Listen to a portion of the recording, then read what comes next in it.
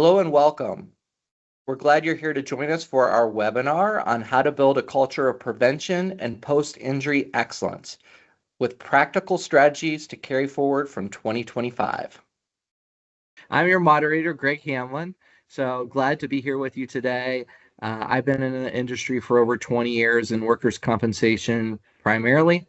Started my career doing national market claims for some of the largest accounts in the country, and then have spent time running the state fund in Kentucky, their claims department, until I came to Berkeley. And for those who don't know, Berkeley Industrial Comp, we are a monoline work comp carrier that focuses on high hazard workers' comp insurance. So I always say think height exposure, dangerous jobs, mining, those types of things. Not coal, but we do quite a bit else. And other than that, I certainly am available through a podcast. So if you're a real work comp nerd and you want to get some more information, feel free to go to that. You can find it almost anywhere. The name of the podcast is Adjusted. I should see some hands linking. So I encourage you to check that out as well. We've covered every topic you can possibly imagine with over 30,000 downloads.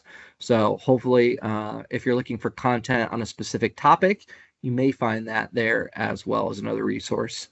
So going over the benefits of this session, our goal was to provide some practical strategies for safer workplaces and better recovery. We want to provide insights that strengthen renewal stories and open new business. And one of the big things we want to do is learn from what we've seen in 2025 and share some of those things with you so that perhaps 2026 can be a little more safe. So that's the goal. So a lot's changing in the workers' compensation industry. And some of the things that we're seeing that are driving those changes, distractions, and we'll talk about those more as we go on, but most everyone has a device in their hand, pocket, car that could be distracting them from giving their full attention. We're seeing some concerns with reporting delays, and we'll talk about why that's important. Also, we know medical care isn't getting cheaper. So the same claim today costs more than it may have cost in the past due to the rising costs of medical care. So our goal here is to talk about how agents, insureds, claims folks, and risk management folks can all work together to get the best outcome. And so we'll be spending that today as we move through this. I'd like you to meet our expert panel. So I'm going to turn the time over to Hope to introduce herself because she will do a much better job than I will. So Hope, the time's yours. Hi, I'm Hope Bermetta. I'm the Director of Claims here at Berkeley Industrial Comp. I have been in work comp insurance for 20 years, just over 20 years now. And the majority of that has been specialized in catastrophic claims. I'm also a certified litigation management specialist, and I currently am the co-chair elect for the IRSG, which is Insurance Rehabilitation Synergy Group. Fun fact about Hope is we started within 3 months of each other, and we're right next to each other out of college. So we've kind of grown up in the industry together. Yeah. Next up is Randon from the great city of Beaver, Utah. If you haven't been, you should check it out. I saw it did make a quick highlight in the Secret Lives of Mormon Wives. For our reality television fans, Beaver, Utah was mentioned. So Randon, I'll let you introduce yourself. Yeah, I'm Randon Lessing, as stated, born and raised in Beaver, Utah. If any one of the attendees here has been there, I'd be surprised. We are right off I-15, so if you've been on I-15 headed to California, you may have driven through it. So I've great place to go camping, by the way, if you seem to find yourself out that way. But my title with Berkeley Industrial is Associate Director of Risk Management. I also service a book of business in the Western United States as a loss control consultant. I've been with Berkeley Industrial for 7 years now. I have 12 years of experience in the insurance industry on the broker side, a few years working as an in-house safety manager for a large trade show company. Also served in the Army National Guard, served as an Army officer. So some Army leadership experience. And so, yeah, that's me. Really glad to have Randon with us. One of the things that makes Berkeley Industrial different than some of our competition is our amazing risk management team with in the field experience. We feel very fortunate that we don't have, we have a lot of insurance professionals. Our risk management team has real world experience, which we find very valuable to our insureds and our agents. So super excited for these two. You're going to get an opportunity to hear from somebody who's been in the trenches of the worst on the claim side, and then someone who's been in the industry and actually knows practical solutions to preventing injuries. So hopefully you never need to meet our claims team. Mm-hmm. So we're going to talk a little bit about building a culture of prevention. And my podcast. Thank you for bringing that up. It is Adjusted, ADJUSTED, Adjusted, and you can find it on iTunes, Spotify, all your favorite streaming podcasts. I think Randon's done an episode, Hope's done an episode, and we've had thought leaders throughout the entire industry. So definitely encourage you to check that out. It's a great way to use your commute time, or if you're stuck on an airplane, kill some time. So let's start with spotting hazards early. And Randon, I want to kick this one to you. When you're doing a job inspection or you're working with an insured, what are some of the things that you do to spot those hazards early on? Yeah, so I want to say, kind of start this with our loss control department. We are not a checklist, recommendation-driven loss control. So a big part of our approach to help our policyholders is, I call it white hat consultation. So we want to partner with, management, safety department, and provide kind of an overview of best practices, tips, and things that we've seen function really well at other companies. And one key place to start when you talk about safety culture is Stop Work Authority, SWA. You'll see that acronym often in like safety manuals and things like that. So Stop Work Authority is allowing and supporting your frontline workforce to literally put a stop on work when they see something that is hazardous and a problem for them. It could be something, really bad in the sense that fall protection equipment isn't out there on the job site and they're being asked to get up on the roof. Obviously, that's a problem. We need to call Stop Work Authority. So implementing this policy and training workers that you have this policy. So in a sense, how this would work is you would have a policy, they'd be trained on it, and they would have a phone number that they could call. Also, their frontline supervisors are part of this process to where they can stop work in order to make the necessary adjustments, whatever they may be, to make the job site safe. It may be a scenario where there's literally a lack of understanding of what the employee's being asked to do, and maybe someone a little more senior in the company, like a safety manager or a superintendent, needs to meet with that individual and make them more comfortable with what they're being asked to do and what's being done to make sure that that task is safe. But I think when we're talking about spotting hazards early, what better tool could you have as an employer than enabling and supporting your frontline workers to initiate stop work when there's a problem out there? I will say one of the most common deficiencies when employers try to implement a Stop Work Authority policy is they get upset when that frontline worker initiates Stop Work Authority. And, that's probably the quickest way, or a really quick way, to damage your safety culture, is implement a policy and then, tell them, hey, we don't have time for that, get to work. so you could quickly also, it could backfire if it's not being handled properly.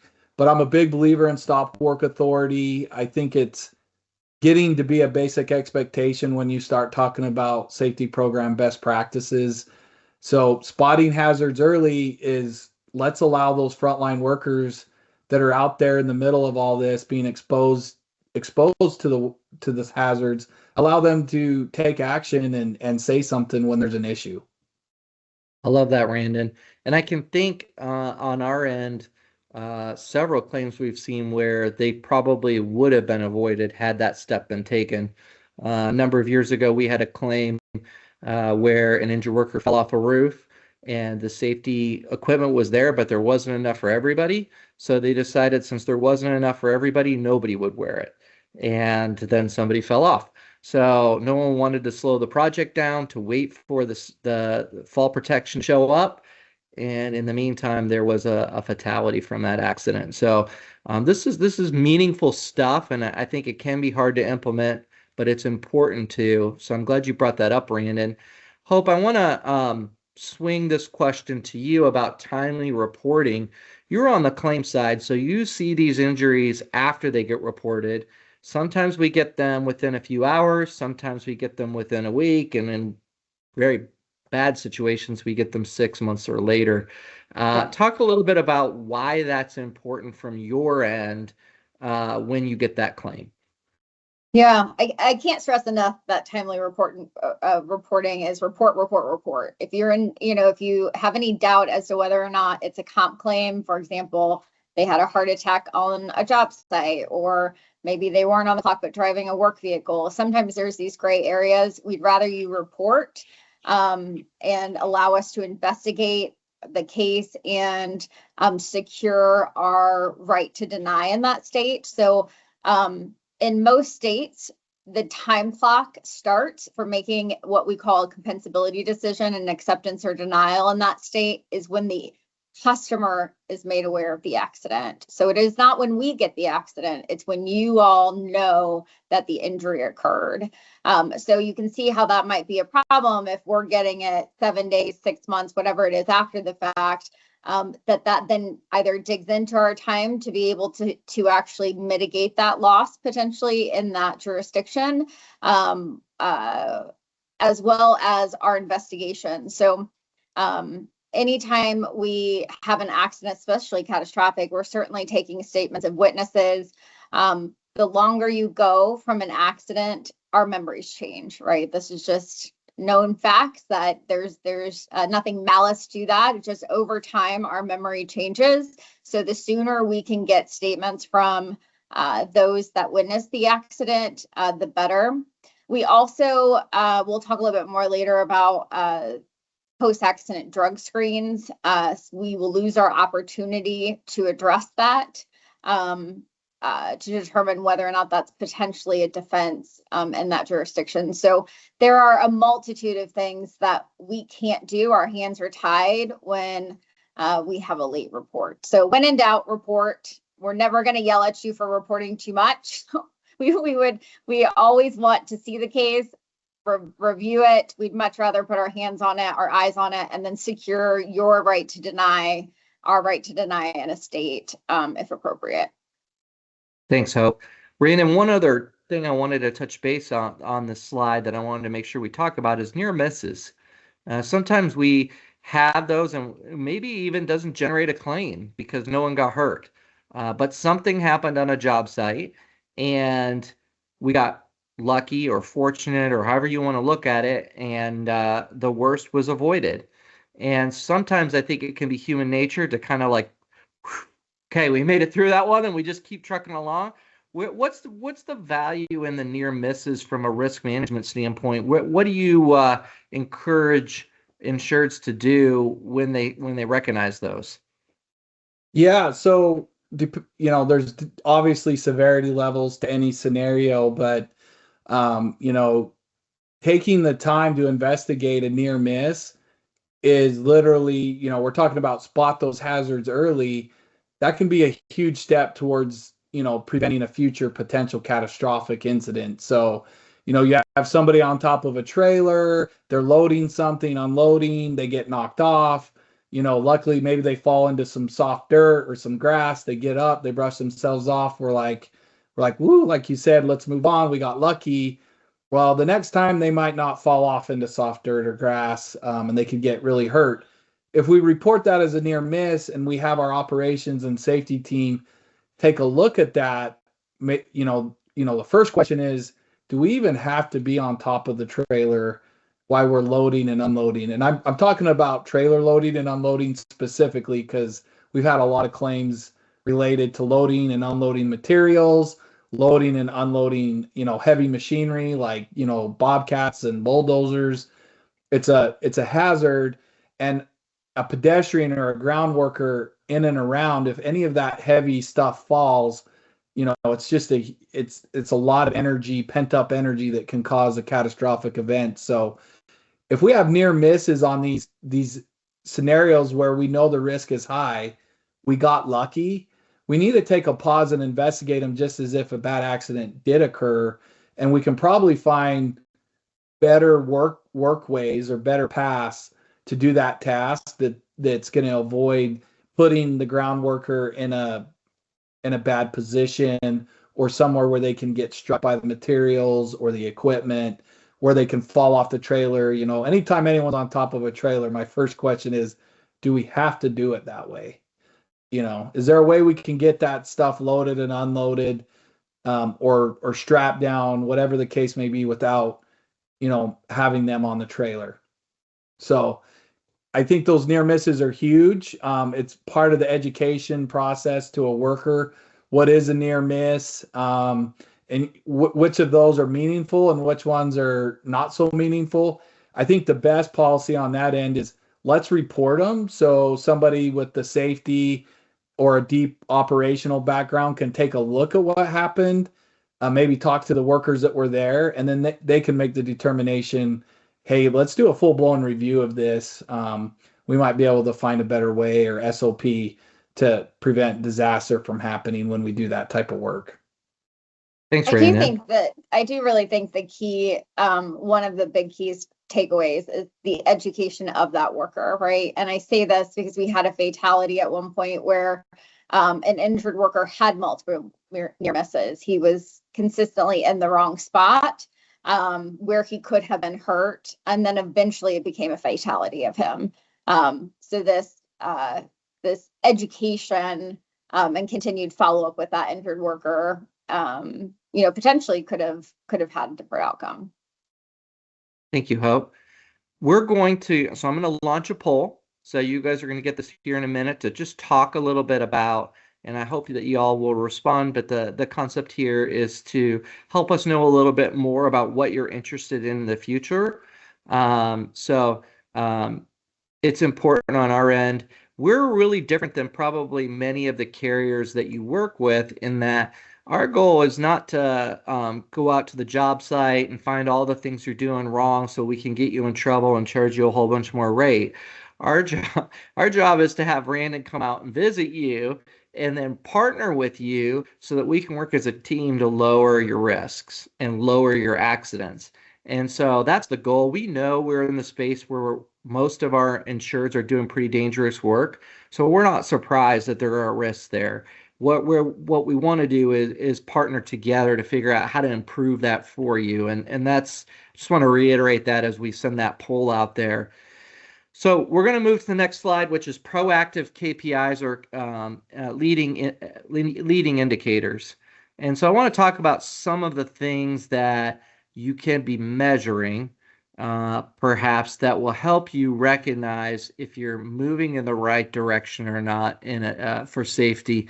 And we'll have Randon dig a little deeper into this. Yeah, so most safety programs are using key performance indicators. A lot of companies have those big bulletin boards, this many days worked without a lost time accident, or this many days worked without a workplace injury. Those are, in a sense, a lagging indicator, because once we're just tracking an accident, that means something bad already occurred, right? Because somebody was injured, there was an accident. So shifting focus to what we call leading indicators, or so when you're developing your safety management program, I like to call it a SMS, your safety management system. We really want to focus the team, the company, everybody on indicators that are leading towards identifying hazards and issues and correcting those before they can cause, an accident or a bad situation for your company. Not all this is going to be injury related. Some of this is going to directly correlate to better maintenance of your equipment and that type of thing as well. But so leading indicators, the more that your thought process can incorporate and focus your safety management system on leading indicators, you're headed in a better direction, because we're trying to get out in front of an issue, or a hazard. Hope already kind of discussed the situation of a employee that had repeatedly, been in the wrong place, not positioning themselves correctly, and unfortunately, eventually an accident did occur. So when we identify those things of someone consistently doing something in the wrong, not wearing their seatbelt, not being tied off correctly with their fall protection equipment, we need to do corrective actions and abatement activity. So when we look at our safety management system, the more we can do site safety inspections, like job site safety audits, whatever you want to call it, not only are we doing the inspection to just get a form and do some check marks, we want to identify issues out there and correct them. And that's the one of the biggest things I see that's not done well is there might be a site safety inspection process, but they're not really documenting, hey, I found, 10 extension cords that needed to be removed because they were nicked up, broken, not serviceable anymore. Document that on your site inspection, because it shows that your company's identifying hazards and issues and correcting them, when they see the issue. So some other examples outside of a site safety inspection program, and I got a lot of ideas on that, by the way, how to implement a good one, but GPS and dash cameras in our vehicles is a huge one. We're getting real-time data on driver performance. There's a lot of sensors now in vehicles that'll let you know when they're not wearing their seatbelts. It lets you know when they're speeding. It lets you know when they're hard stopping. And with the cameras, it gives you even a more detailed story. So with fleet, we can absolutely do performance and see who our good drivers are and the drivers that aren't driving so great. And when we have issues with drivers, we also need to make sure we're providing corrective action. So if they're performing poorly with their telematics data, are you offering them some training? Are you doing a ride along with them? Are you talking to them, coaching them to become a better driver? Near misses in a safety suggestion box, that's a huge one. Just in a break room, having a box where people can provide safety suggestions. I'll be the first one to tell you, not every safety suggestion is going to be a gold nugget.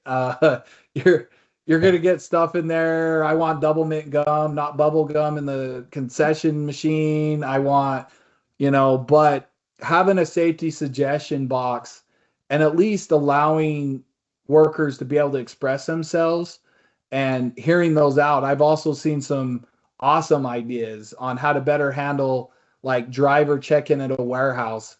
I had an idea come in at a previous job where it was a warehouse worker, and they put a suggestion in there about the way we handle drivers checking in, and it was a great idea. We implemented it like a week later. So great way to go with that with safety suggestions box. We talked about site safety inspections. Mobile equipment and vehicle inspections is huge. Cracked windshields, bad tires, missing windshield washer fluids, dirty windshields. Correcting those things are huge. We've been involved with accidents where probably may not have happened if the windshield was clean. The driver didn't have good visibility. Documenting when your workers are out there doing a good job on equipment inspections and making sure that the equipment's ready to roll. That's huge for a proactive safety program, not going out there with bad tires and that type of thing. Um, Safety training compliance, celebrate safety training. When workers are getting through their new hire on the job training mentorship program, and now they're authorized to maybe operate a piece of equipment at the shop that's new to them. Make sure you're tracking that holistically and reporting all the training that's being done to the, I call it the head shed, but make sure that the executives are aware of all the proactive measures with training that's being done out there. OSHA 10 and 30 hours and on the job training is huge. So Thanks, Brandon. So as we go a little bit further, we're going to cover both sides of this. You're going to hear a little bit more from Hope as we get into the actual accidents after the fact. And then hopefully we can tie these two concepts together of both how do we go about avoiding the accidents to begin with, and then when they do happen, how do we mitigate the outcomes? So talk a little bit, Randon, again about desktop risk assessments. yeah, I would see this being a function of like a safety department, management, superintendents, someone that's a little more on the management side of the house, but analyzing your historical records of the company are huge. It's going to tell you, I call it where the rattlesnakes are in the grass. It's going to help you identify those. If that piece of equipment, that task has caused injuries in the past and nothing was done historically to correct that, it's probably going to cause an injury in the future as well. So taking a look at it, all those documents that we have up there and doing a trend report, if I'm a new safety manager at a large operation, that's a really good place to start to fully understand where the concerns are and what needs to be what you need to pay attention to, basically. And then also, in addition to the internal company records, just know that there's some really awesome data that's compiled and tracked by the government, and a lot of it's specific to your NAICS code, North American Insurance Code System. Did I get that acronym right? So it's your industry code. I may have the acronym wrong, but you can go pull a lot of this data down and as well as like OSHA citations, and you can find out exactly what's going on with other companies that are in your industry. It's going to tell you the story of the industry and what you need to focus on for OSHA compliance, MSHA compliance, to avoid citations. And a lot of times those citations are a direct result of an accident investigation. So it's also going to lead you towards preventing accidents as well. Thanks, Brandon. I'm going to launch another poll, so get ready, folks. Here it comes.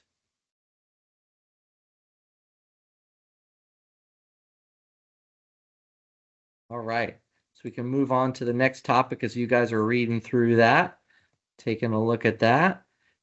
So when we talk about jobs, there's lots of different kinds of jobs that have different risks associated with those. And Rhiannon, you were hinting at that actually, that sometimes we are going to see different risks with different kinds of jobs, and making sure we're looking at the data from OSHA and other data points so that we can figure out what risks might be there that we can be looking out for is really important. I want to talk about that a little more, but I also, before we dive too deep into that, I want to talk to Hope a little bit about the importance of job descriptions and where those fit in the workers' compensation space, because they actually play a pretty big role sometimes in how a claim gets adjudicated. And we recently had one case where the job description, the equipment description said one thing, but the training provided to the injured worker said that they needed to wear a respirator. However, the job description, the safety equipment, and the employee handbook said an N95. So I'm only bringing this up to talk about why it's important when we have these job descriptions that we get them correct. Hope, do you want to talk a little bit about that? Yeah, sure. I mean, a job description for us is it's important from the start of the case through the end of the claim. It has different it's going to impact the case differently at different stages. But from a investigation perspective, when we're talking about looking to see if we can defend a case, let's say, for example, for a safety violation or potentially a positive drug screen, the more documentation that is in alignment with that the injured worker shouldn't be doing those things. So, for example, if we've got the case that we were just talking about, there's a policy in place that says you can wear an N95 mask, but verbally they're saying we'd really prefer you to wear this respirator while utilizing certain chemicals. The injured worker was not wearing the respirator, unfortunately, but and was not properly wearing the mask. But at the same time, we can't, while their preference is a respirator and the injured worker wasn't doing that, we would not be able to defend a case based on that because there's not documentation and alignment with what was being told to the injured worker. So those absolutely have to align. And while we're on the topic of the safety violations, another big thing for that is that you are consistently documenting, right? That not just that we have the policies in place that match what we're teaching our employees, but that you are consistently following up with it. I think Brandon touched on this earlier, that if you have policies in place and you see somebody not doing their lockout tagout or not utilizing their harnesses properly, that you do have a process in place of where you're documenting that you are consistently, if you have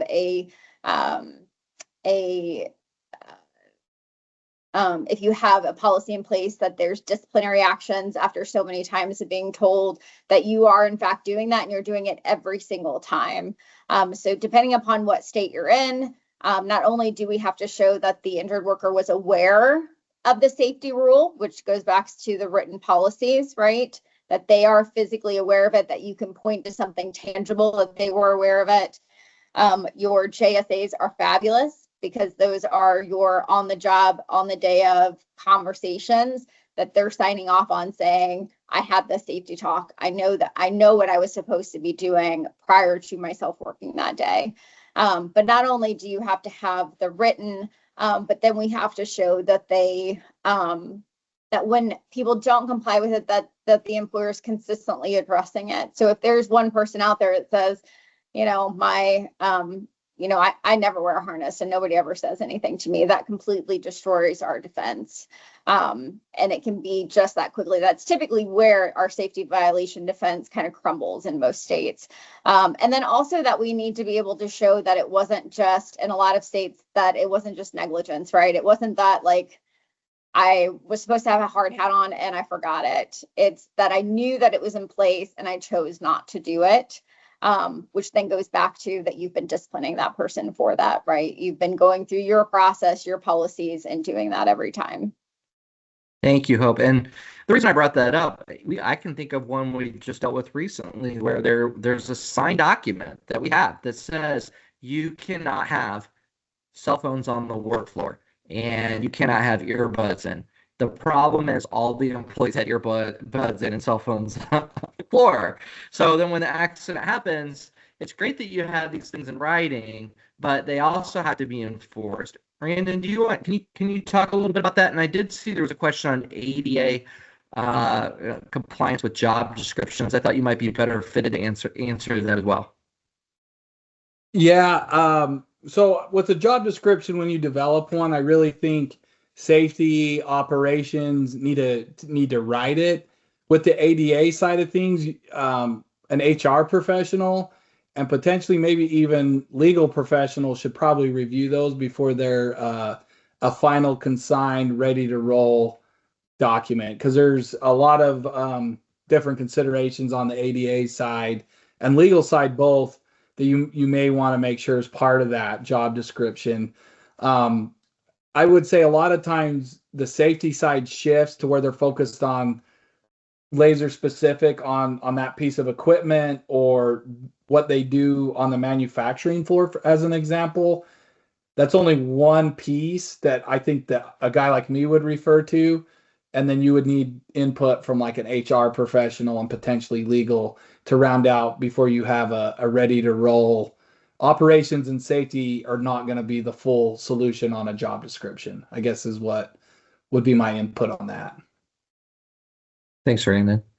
So once we have an accident and it actually happens, then we step into now what? And so I want to talk about some of the now what parts. I want to hit on some of the things that Hope has seen when the claim comes to her that have set us up for success when it's been done correctly, and maybe also hear from Randon after that on some of the things that he feels like are best practices when an injury occurs, no matter the injury or complexity.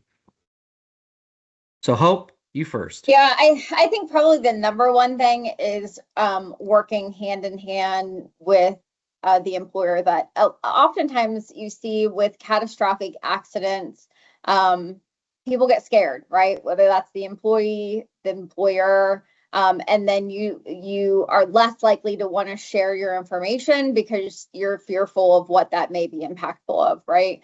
And really, our claims team is here to really do what we can to mitigate the cost of the claim, right?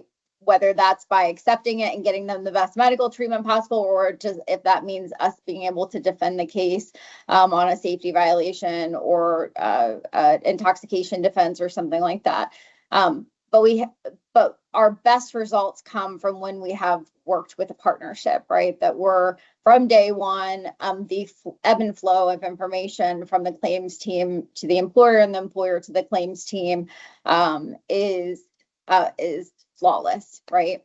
The quicker we get information, the quicker we are able to make a claims decision, which is imperative when you're talking about catastrophic injuries, right? You've got somebody more often than not hospitalized, or you've got a widow that, is no longer receiving any pay and is waiting to receive benefits so her and her kids can eat, right? So the quicker we can make claims decisions, the better. Not to mention we've got a lot of states have timeframes surrounding that too, right? So the more quickly we can get information from you, the better. It is not intended to be we got you doing something wrong. It's really, hey, this happened. It is what it is at this point. Let's figure out how we can mitigate our costs and do the right thing on the case. Thanks, Hope. So Randon, on the other side of that, when the injury occurs, what are some best practices that an insured should be doing, a policyholder should be doing before, in the process of reporting it to claims, because we know that needs to happen right away. Mm-hmm. But what can they be doing on their end to set us up for success? Yeah, so accident investigation, accident response, I always use the term prime the pump. The time to figure everything out is not after the accident's occurred. That'll create a mad scramble and a huge mess for everybody. Conduct drills, have policies and procedures, establish who's going to do what. I've seen scenarios where medical emergency evacuation was not coordinated properly. We have a lot of our clients work in very, very remote areas, and having prime the pump, if you will. Who's going to respond to an accident out here? We're literally in the middle of nowhere. So what's going to be the process to get first responders out here? Do we got to dispatch a helicopter? I've seen accidents that involve the use of Coast Guard, by the way. If you're not asking those questions beforehand, it's going to create a catastrophic event if somebody's hurt badly and you can't get them help. So make sure that you prime the pump, have the policies and procedures. And I already who is going to do what's huge, because let's say on a catastrophic event, safety's involved, operations is involved. A lot of times ownership gets involved. Did I say HR? Whoever's going to manage the claim part. There's multiple hands in those scenarios, but who's going to do what's huge. You may even want to consider like you might have to talk to media. Well, if media is out there at your plant, your facility, your job site, who's going to go talk to them? Have you prepared? Are you guys going to work as a team to prepare a statement to provide to media personnel? I've been involved with that a couple times where there wasn't a plan, and trust me, people scrambled big time trying to. Hey, media's calling me right now. They want to talk to me for the 6 o'clock news, and it's 2:30. What do I do? Like, how do I handle this? And that's a challenge for any business, by the way. I'm not dismissing that. But having prime the pump, have a plan established. And one common thing, I'll kind of stand up for my safety brothers and sisters here. You don't want your safety team to be the safety cop, Hector the protector, law enforcement. If they're the ones that are the only ones that do accident investigations, and they're the ones that are like, putting everything together and holding everyone accountable, that's going to create some safety culture issues within your organization. Operations and frontline supervisors should always have a role. If their employee was hurt, injured, to me, it only makes more or less common sense that frontline supervisor be out there on that accident site, working with safety, working with managers to put together what happened. Because let's be honest, that frontline supervisor probably gave them work directions for that day. And if you kind of leave them out of the equation, I think you missed a huge part of the full story.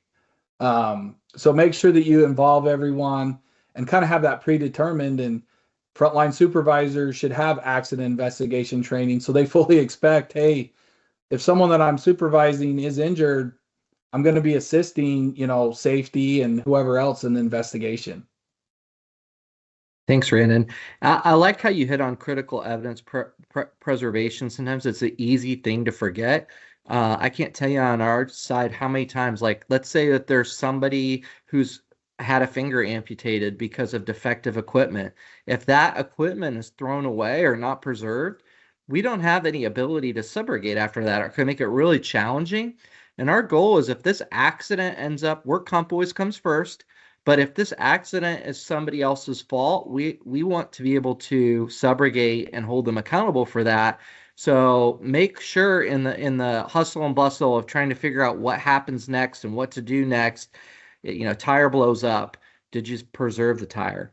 All those types of things are really important because a lot of times we can recover some of the funds from the loss if that's been retained. And Yeah. I do love you said, no, let's not make him Hector the protector. Yeah. And with management and people on scene, let's accept the production pause. And what I mean by that is, you may have to move equipment and some things around to do proper medical evacuation or something along those lines.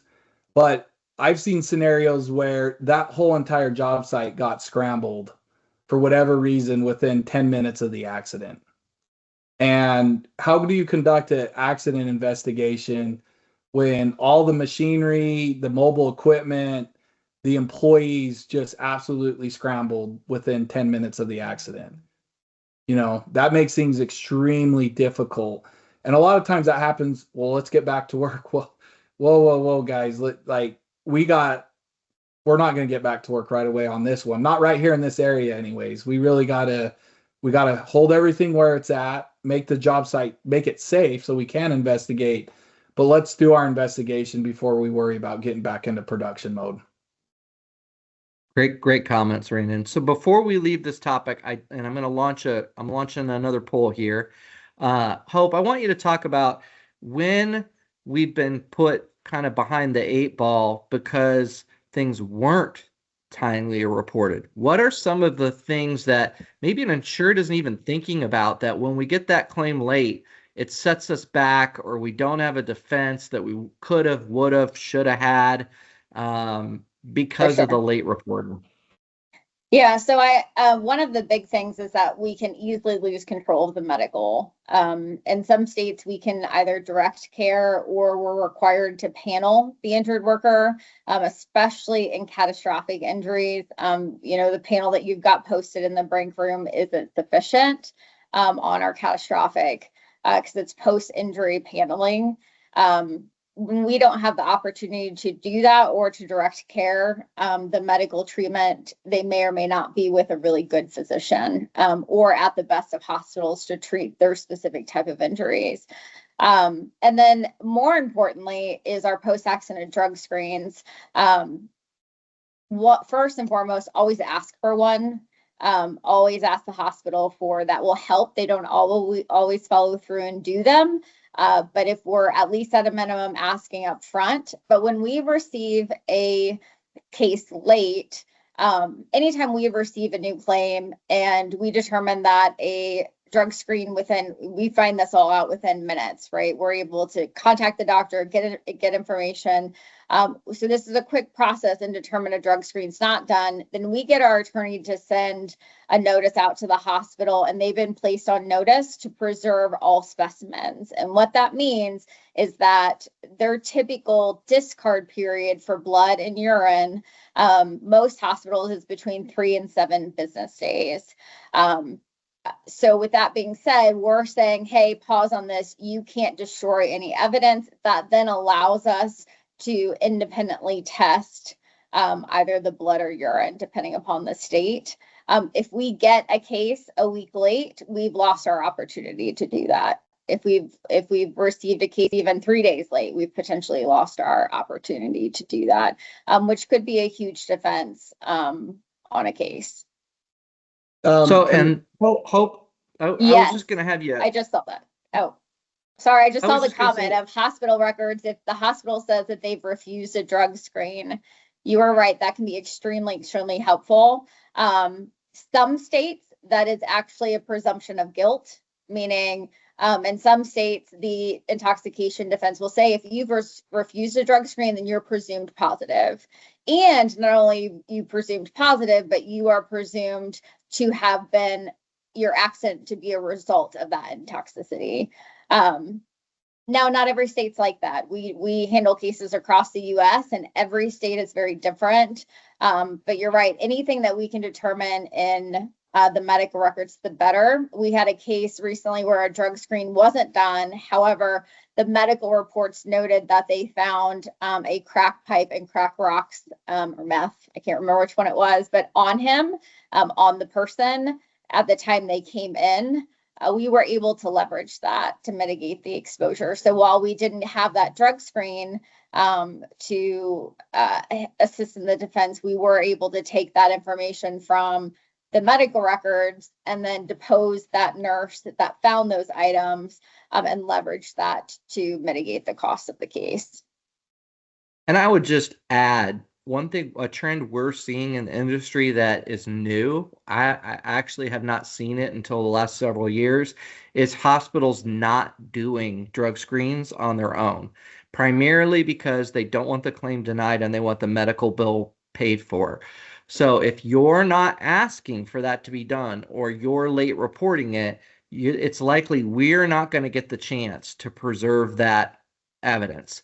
So don't assume that because you sent them to the ER, they've taken these steps.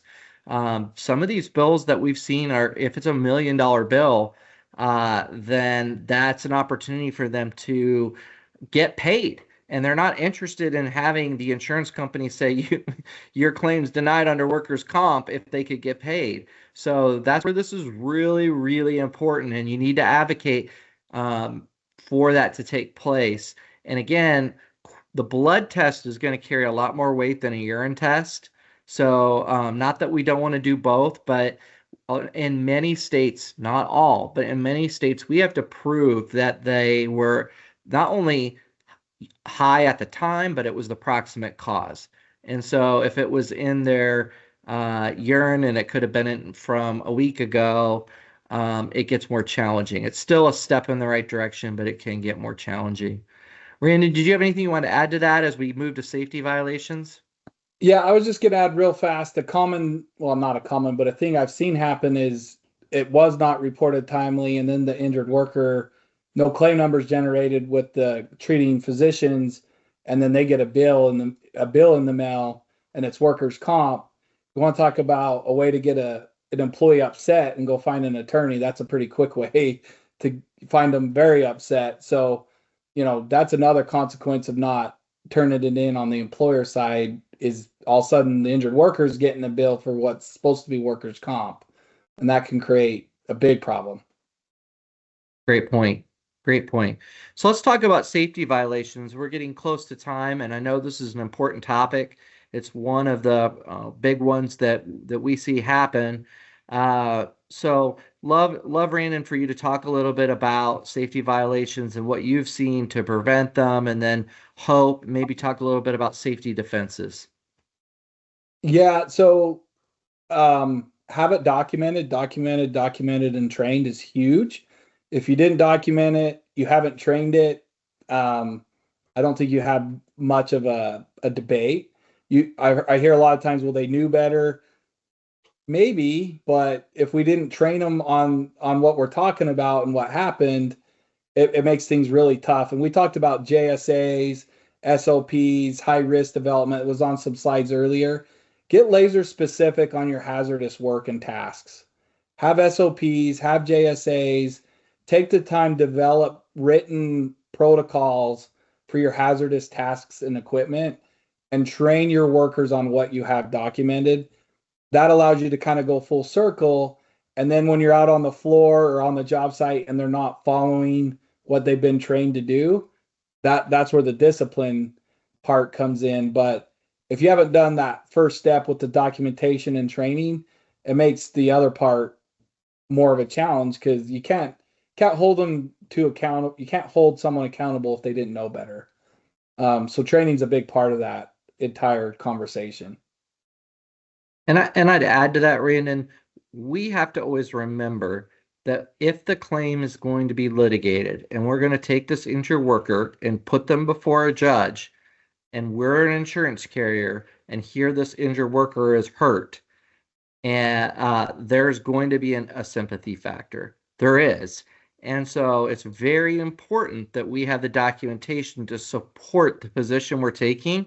Otherwise, your foreman can say, well, this guy's never does what he's supposed to be doing, but without the documentation, can make it really hard. And a lot of times the judge is looking for a way to take care of this injured worker. Hope, talk a little bit more about your experience and when we've had success with safety violations, and when really maybe there was a safety violation, but it wasn't strong enough for us to maintain a denial. Yeah, so I would say probably the best scenario is when all the evidence has been preserved. We've got witnesses, statements that have confirmed that the injured worker knew better. We also, oftentimes when we get our statements post-accident, you'll hear from the injured worker. Oftentimes safety violations aren't admitted to by the injured worker. They're not going to tell you that they weren't wearing X, Y, and Z, which is why it's so important to get the witness statements associated with it. And then as well as that documentation from from the employer directly, not only from the enforcement, but from the rules. If we have all of those ducks in a row, that's the optimal situation. That's not always the case, probably more often than not the case, but we will utilize what we can depending upon the laws and statutes within that particular jurisdiction. I have seen us pay on cases that we absolutely should not be paying on, but unfortunately there just wasn't documentation in place. We can say, we can have arguments, but if we don't have anything to back up, any hard evidence to back up our defense, then we're just simply not going to prevail. Nor is it necessarily in good faith to make a compensability decision when you don't have the hard evidence, meaning if you issue a denial without that. So since we're running a little short on time, I do want to make sure we take a minute just to talk about the advantages of reporting a claim timely. Obviously, there's always concern. Every policyholder is concerned about their EMOD. They want their the loss ratios to be good. They want to have a good safety culture. There's always the concern if we report it to the carrier, now we're going to be on the list, and that's going to hurt our rates. One of the things that's really important is we are connected to some of the very best facilities in the country. Hope, can you talk just briefly, since we're short on time, about what centers of excellence are, why we're different, and how we leverage those to get incredible outcomes at a lot lower costs? Yeah, so when we're talking about catastrophic injuries, there are hospitals that are rated across the country, and you have to go through a multitude of tester requirements, if you will, to get labeled as a centers of excellence. And our team works really hard with creating network connections with each of those hospitals. We've done several site visits to those hospitals. The goal is, because when we have somebody that is an acute catastrophic phase, those decisions have to be made quickly. You can leverage the facilities that you can leverage your expertise, which then helps us with the family. So I can think of a case where we had a traumatic brain injury. We actually had him at a centers of excellence. Every traumatic brain injury is very different. And where he was at the centers of excellence he was at wasn't really the best place for him. But my team was able to utilize their networks and get the wife on board with moving the gentleman out of state. We moved him across multiple states to get him into a better facility, and has significant improvement so far. So things like that, where we're willing to look outside of the box. We're leveraging networks all over the U.S. So if we had a gentleman in one state that was being fit for a prosthetic, there were some unique things about his situation. We felt like he could get better options, better fit, better treatment in a different state at a particular provider who we built a network with. And he was able to get back to work and retrained, and otherwise wouldn't have, because of he just simply wasn't able to use this prosthetic. And getting him someplace where he could get the specialized treatment that he needed for his particular injury. And I think that's a good reminder that every injury is not cookie cutter, right? Not every traumatic brain injury looks the same, not every spinal cord, not every knee sprain, that we take our people as they are, and everybody is different. So what works for this person won't necessarily work for this person, which is why having a strong network in place is so important, because ultimately we're spending a little bit more money up front, but then we're getting our injured workers back to work, right? Or we're getting to get them to go home with their family as opposed to being facility bound for life. Thank you, Hope. So we are at time, but I want to announce to everybody, remind you, you should be receiving a survey now. And I would really encourage you either to click the UR code and complete it that way, and or also respond to the survey you receive. As a reminder, all three of us can be reached. I would love to continue the discussion. We had a lot of questions. We didn't have time for all of them. I know Hope and Randon are experts and would love to be able to answer more questions. So as you go to complete the survey, if you have questions, we will respond to those. And feel free to call or email, and we're happy to reach out. We really believe in being partners, and appreciate all of your involvement in attending today.